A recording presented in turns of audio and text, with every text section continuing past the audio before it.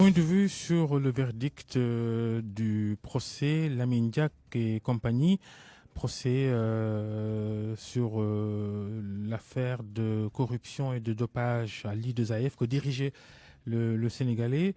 Lamine Diack condamné à 4 ans de prison, dont 2 fermes. La décision vient d'être annoncée par le tribunal correctionnel de Paris. En attendant de connaître le sort de ses co-accusés, nous serons d'ailleurs à nouveau en direct avec notre correspondant Chersi Lucila, correspondant à Paris. Pour parler de ce verdict et de ce qu'on en sait déjà, nous sommes avec le professeur Abdoulaye Sakho. Bonjour. Professeur Sakho. Oui, bonjour. Vous êtes professeur agrégé de droit, expert en management du sport. Aaron Odem est également avec nous. Il est vice-président de l'ANPS, l'Association nationale de la presse sportive. Bonjour. Bonjour, Babacar. Professeur Sakho, d'abord votre réaction au verdict pour Lamine Diack. Oui, vous savez, bon, je viens de l'apprendre en même temps certainement que vous. On me dit qu'il a une condamnation ferme avec une partie en sursis et que donc on le retient dans les liens de la prévention pour ce qu'on appelle la corruption, je crois, active et passive et autres. Une chose est certaine, c'est que quand un verdict tombe et que vous étiez dans une procédure judiciaire, je peux dire que quelle que soit la décision du juge, vous êtes quand même dans une certaine mesure, vous êtes libéré. Vous savez maintenant à quoi vous en tenir et sur ce plan-là, il faut se féliciter que ça se fasse. Bon, la deuxième chose que je voudrais dire, c'est que maintenant que M. Diack sait à quoi s'en tenir, il lui appartient à lui et à ses avocats de mener et de continuer à mener le combat. Personnellement, je suis quelqu'un qui respecte beaucoup la justice et c'est une décision de justice qui vient de tomber. J'appartiens à une corporation qui généralement ne réagit pas à chaud quand il s'agit de décisions de justice, mais là c'est quelque chose qui interpelle notre pays, qui interpelle un homme que moi personnellement j'aime beaucoup. Je peux même être relativement subjectif par rapport à ce que je vais dire, mais je ne peux que respecter la décision de justice, même si, comme je l'ai dit et je l'ai toujours dit, je ne suis pas d'accord aussi bien sur la forme, c'est-à-dire la compétence des juridictions françaises, que sur le fond, de le retenir dans les liens de la prévention. Et c'est très personnel ce que je suis en train de vous dire. Donc, il lui appartient de faire en sorte qu'il puisse continuer son combat et qu'il soit totalement blanchi. Parce qu'un homme comme ça, avec tout ce qu'il a fait pour nous et pour le sport, je crois qu'il faudrait qu'il sorte blanchi vraiment de cette situation-là. On va Donc, essayer moi, de, personnellement, on va essayer de savoir, professeur Sakho, si Lamine Diack interjette appel, si l'appel suspend cette première décision de la justice française. En attendant, Aaron Adem, on sait que vous et d'autres Sénégalais aviez dénoncé comment ce dossier il est géré par la justice sénégalaise. Ce verdict, il vous surprend ou pas? Il ne me surprend absolument pas, Babacar. Je ne m'attendais pas à ce que Lamine Diack soit blanchi par un juge français pour la bonne et simple raison, comme l'a évoqué tout à l'heure le professeur Sakho. La justice française n'a aucune compétence pour juger Lamine Diack dans ce dossier, puisque le siège de l'I2AF se trouve à Monaco. On a voulu effacer un peu Lamine Diack des tablettes de l'histoire de l'athlétisme. Ce n'est pas pour rien que l'I2AF est devenu, après le départ de Lamine Diack, World Athletic, puisque Sébastien Coe en a décidé ainsi. Et on sait que c'est un dossier qui a été instruit à charge par les magistrats instructeurs du parquet financier. Et lors du jugement, on n'a apporté aucune preuve pour avoir suivi de près le procès. On s'est rendu compte qu'il n'y a aucune preuve matérielle qui a été fournie, alors qu'on dit qu'en droit pénal, et le professeur Sakho est mieux indiqué que moi à ce niveau-là, pour asseoir cette thèse, c'est les preuves qui font foi. Et dans ce dossier-là, aucune preuve n'a été apportée. On a montré aucune source d'argent qui est entrée entre les mains de Lamine Diack pour qu'il soit coupable de corruption passive. Et donc, comme on a instruit à ça, il fallait donc rendre un verdict qui confirme l'instruction à ça et qui permet de dire que Lamine Diack est coupable. Ouais. Professeur Sakho, on a entendu Lamine Diack se défendre au procès. Son fils, Papa Massata, un de ses co-accusés, il s'est défendu. Avant-hier, il a donné une conférence de presse à la presse étrangère accréditée à Dakar pour dire qu'il est blanc comme neige. Il n'a cessé de brandir des documents, des faits, des dates pour justifier, selon lui, que c'est un acharnement, qu'il n'a rien fait. Vous vous dites subjectif sur cette affaire-là, mais juridiquement, tout ce qui a été prononcé dans l'accusation et dans la défense, vous en dites quoi? Vous avez quelle conviction? Non, ma conviction, je vous l'ai dit, je ne crois pas que ce que l'on reproche, en tout cas à M. Diak, ne soit vérifié et vérifiable.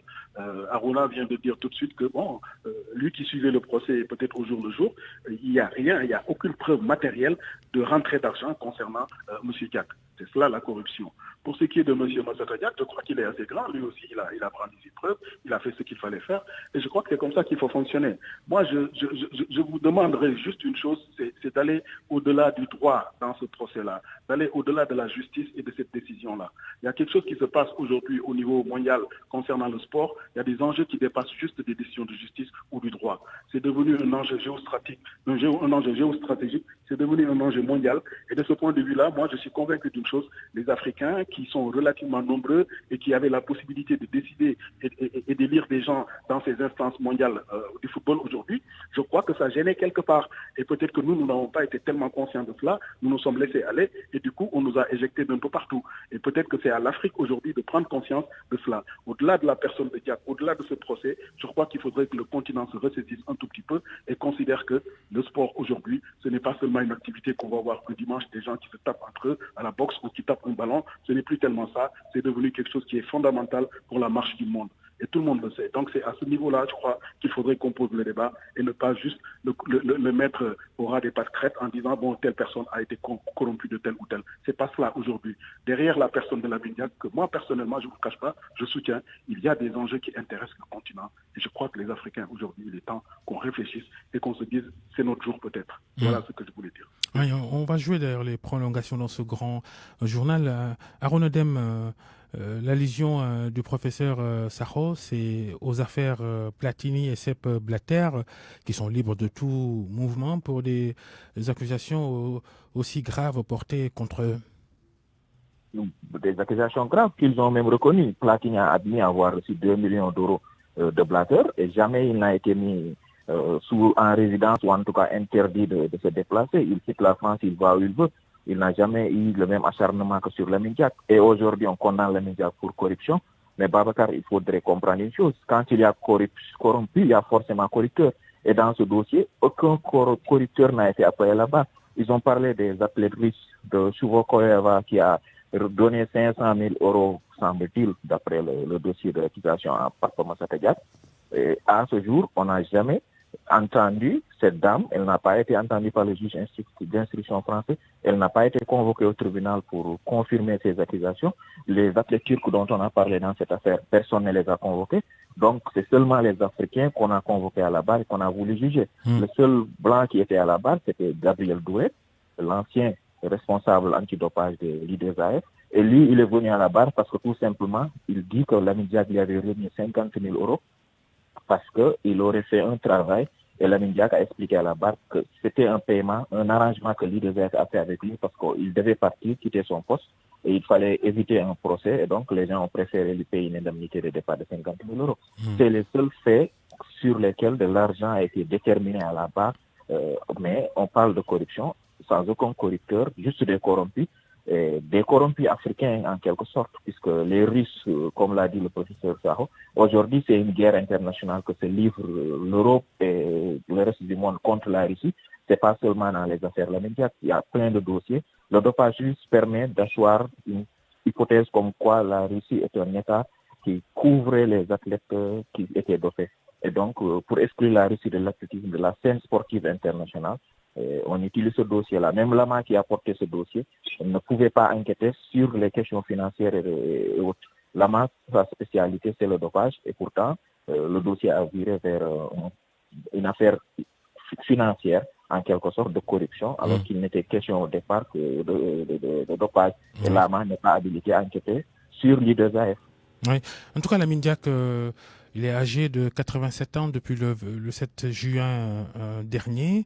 Et d'ailleurs, notre correspondant à Paris, Cheikh Sidou Silla, vient de nous signaler que Lamine Diack pourrait bénéficier d'une libération conditionnelle sans condition de durée. Vu son âge, on va surveiller tout cela. Mais question au professeur Sakho.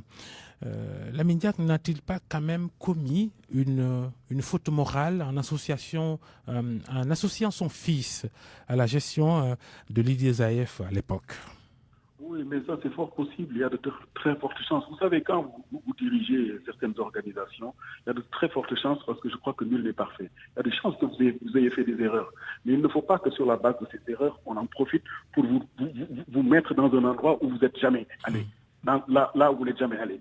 Tout le monde fait des erreurs, moi je crois. Il n'y a personne qui peut se dire qu'il a géré du début à la fin sans avoir fait une erreur. Il y a des erreurs. Mais utiliser ce genre d'erreurs pour dire telle et telle chose, surtout que Lamine Diack, ça c'est la vieille gestion.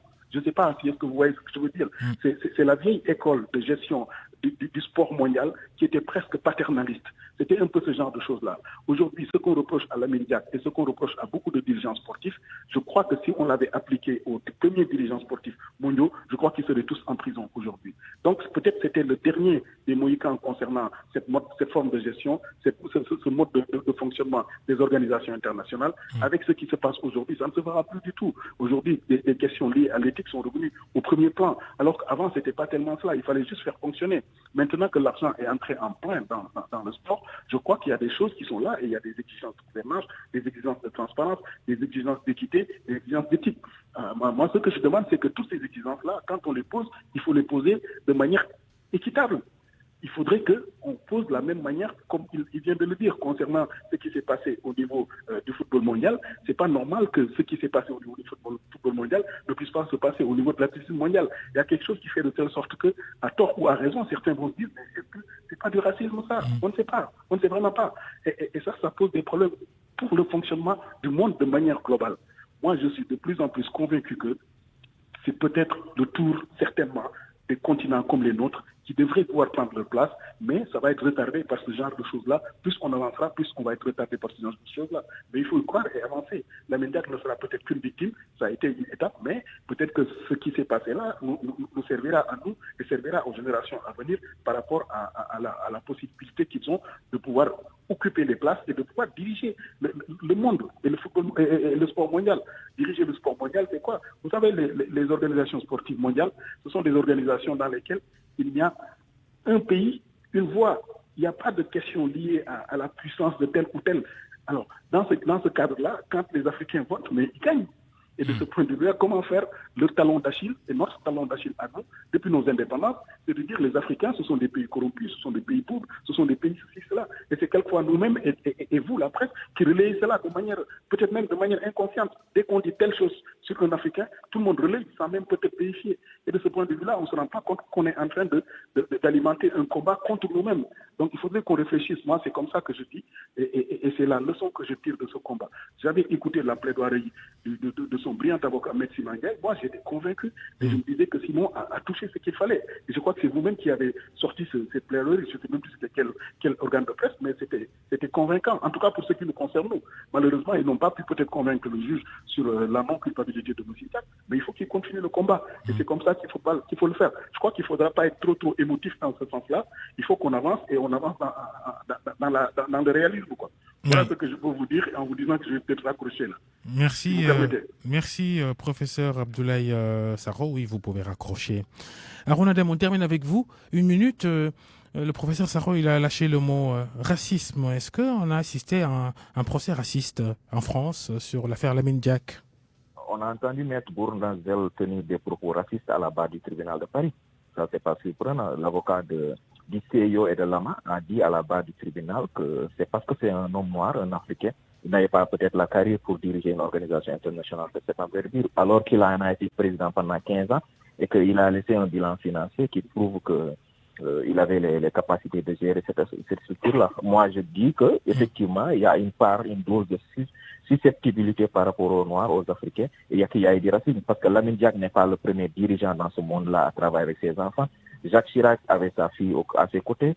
François Mitterrand a travaillé avec sa fille à la présidence de la République française. Aujourd'hui, Donald Trump a toute sa famille qui est dans l'administration fédérale et personne ne trouve à le dire. Donc, dire que Lamine Diack ne peut pas travailler les membres de sa famille, Bon, c'est un argument que je trouve trop juste et trop court pour pouvoir prétendre que c'est parce que sa famille est autour de lui. Et tous les accusateurs, même les accusateurs de son fils aujourd'hui, reconnaissent sa compétence en tant qu'agent marketing. Donc, de ce point de vue-là, je pense que c'est faire mauvais procès à Lamine Diack que de vouloir tout mettre sur le fait qu'il a travaillé des membres de sa famille. Ça ne tient pas la route.